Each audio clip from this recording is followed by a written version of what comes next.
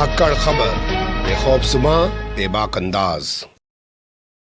धाकड़ खबर के news room से मैं आपके साथ हूं अकरम रईस खान। पिछले 2 दिनों की खबरों पर अगर नजर डालें तो एक शब्द सबसे ज्यादा सुर्खियां बटोर रहा है, सबसे ज्यादा हेडलाइंस में छाया हुआ है। शब्द है धमकी। जी हां, ध्यान से सुनिए, थोड़ा गौर से सुनिए, क्योंकि धमकी नाम का यह शब्द पिछले 2 दिनों से अखबारों की, टीवी चैनल्स की सुर्खियों में, हेडलाइंस में छाया हुआ है। और इसको लेकर भोंपू मीडिया और उसके दलाल चाटुकार दंगाई पत्रकारों ने कोहराम मचा रखा है। जी हां, कोहराम मचा रखा है और दावा कर रहे हैं कि फला बदमाश फला को धमकी दे रहा है, फला राज्य, फला देश फला को धमकी दे रहा है और फला आतंकवादी संगठन फला को धमकी दे रहा है। और भारत में जगह जगह आत्मघाती हमले करने की भी उसने घोषणा कर दी है। इन तमाम घोषणाओं, इन तमाम धमकियों के बीच सबसे बड़ा सवाल खड़ा हो रहा है टाइमिंग को लेकर। जी हां, टाइमिंग को लेकर सबसे बड़ा सवाल खड़ा हो रहा है। हम इस खबर में आपके सामने कुछ ऐसी चीजें रखने की कोशिश करेंगे और टाइमिंग के हिसाब से इन खबरों को जांचने परखने की कोशिश करेंगे कि क्या ये संयोग है या प्रयोग किया जा रहा है। इधर उधर की कहानी छोड़ देते हैं और बात करते हैं सबसे बड़ी धमकी की। जी हां, सबसे बड़ी धमकी। ये शब्द मैं इसलिए इस्तेमाल कर रहा हूं, ये लाइन मैं इसलिए इस्तेमाल कर रहा हूं क्योंकि इसमें नाम जुड़ रहा है दुनिया के सबसे खतरनाक आतंकवादी संगठन अल-कायदा का। जी हां, वही अल-कायदा जिसने वर्ल्ड ट्रेड सेंटर पर अमेरिका में हमला किया था और उसके बाद अमेरिका ने इस संगठन के सबसे बड़े मुखिया ओसामा बिन लादेन को पाकिस्तान में मौत के घाट उतार दिया था। उसके जाने के बाद अल जवाहिरी नाम का एक शख्स है, वो इस संगठन को ऑपरेट कर रहा है। उसके जरिए नुपुर शर्मा को अब धमकी दी गई है। जी हां, अब धमकी दी गई है। पहले बात धमकी की, फिर बात करेंगे कि अब पर सवाल क्यों खड़ा किया जा रहा है। नुपुर शर्मा भारतीय जनता पार्टी की वो प्रवक्ता, वो नेता जिसे भारतीय जनता पार्टी मुस्लिम देशों के दबाव में पार्टी से बाहर कर चुकी है, क्योंकि उसने 26 मई को, ध्यान दीजिएगा इस बात पर, 26 मई को टाइम्स नाउ जैसे बड़े न्यूज चैनल पर दलाल पत्रकार बैठेंगे तो यही सब कराएंगे, क्योंकि उन्हें अपनी सिर्फ दलाली करनी है। पैगंबर मोहम्मद साहब को लेकर विवादित बयान दिया था। उसके बाद पहले देश में हंगामा हुआ, फिर उसके बाद पूरी दुनिया में हंगामा हुआ और मुस्लिम देशों के दबाव में भारतीय जनता पार्टी ने अपनी इस नेता, अपनी इस प्रवक्ता को पार्टी से बाहर कर दिया। हालांकि अभी तक इसको गिरफ्तार करके जेल में नहीं डाला गया, लेकिन इसके खिलाफ कई जगह पर एफआईआर दर्ज हो चुकी हैं।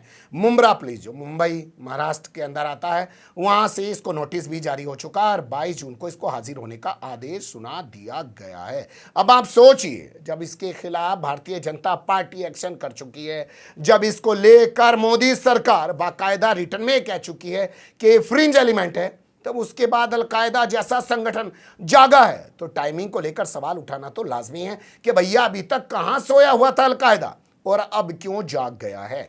क्या यह संयोग है या कोई प्रयोग करने की कोशिश की जा रही है। अल-कायदा द्वारा जारी किए गए पत्र में धमकी दी गई है कि वो गुजरात में बम ब्लास्ट करेगा, वो दिल्ली, मुंबई और उत्तर प्रदेश में भी बम ब्लास्ट करेगा और मोहम्मद का अपमान करने वाले किसी भी शख्स को नहीं बख्शेगा।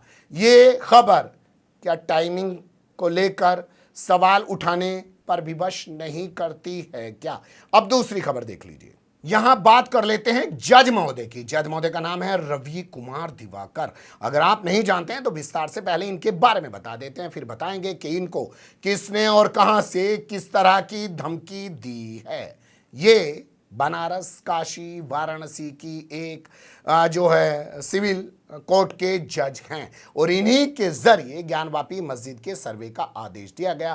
पहले इन्होंने अजय कुमार मिश्रा नाम के एक शख्स को कमिश्नर बना दिया, उसके बाद 2 कमिश्नर उसके साथ और चिपका दिए। बाद में अपने कमिश्नर पर इन्होंने सवाल उठा दिए थे, उसे साइड कर दिया था, लेकिन बावजूद उसके उसकी पुरानी रिपोर्ट को इन्होंने एक्सेप्ट कर लिया था।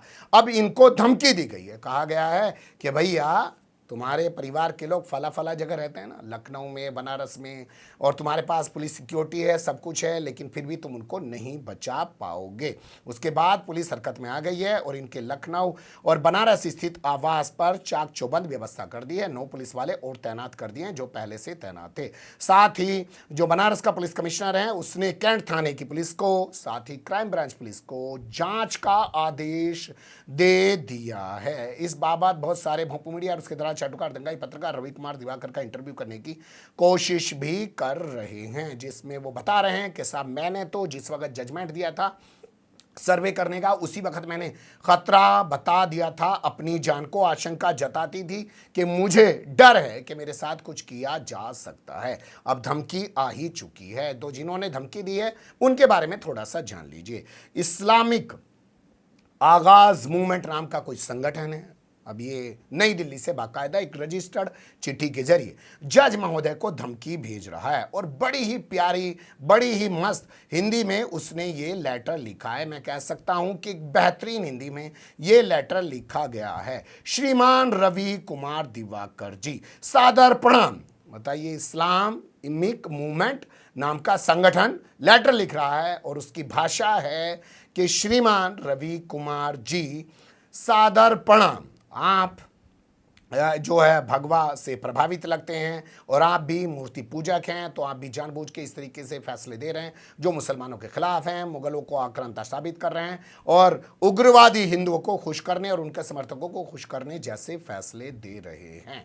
इस तरीके की भाषा इस लेटर में लिखी गई है और कहा गया है कि आप भी जितने न्यायिक अधिकारी हैं वो भगवा से सराबोर नजर आ रहे हैं, सराबोर हो चुके हैं, इसलिए आपके खिलाफ ये कार्रवाई करेंगे, जान से मार डालेंगे, ना जाने क्या क्या चीज़ें बताई जा रही हैं। पर कुल मिलाकर ये कि भैया, जब ये कानपुर का बवाल चल रहा है और चारों तरफ से एक हंगामा खड़ा हुआ है और ज्ञानवापी मस्जिद को लेकर तरह तरह की चर्चाएं चल रही हैं, तरह तरह की नई अर्जियां डाली जा रही हैं, तो उसी वक्त क्यों इन जज महोदय को ये पत्र भेजा गया, और ये पत्र जो हिंदी में भेजा गया, शुद्ध हिंदी में, क्या उसको लेकर सवाल नहीं उठना चाहिए? खैर, जांच एजेंसियां जांच कर रही हैं और जांच के बाद पता चलेगा कि नई दिल्ली के किस इलाके से लेटर पोस्ट किया गया और लेटर पोस्ट करने वाले आखिर कौन हैं।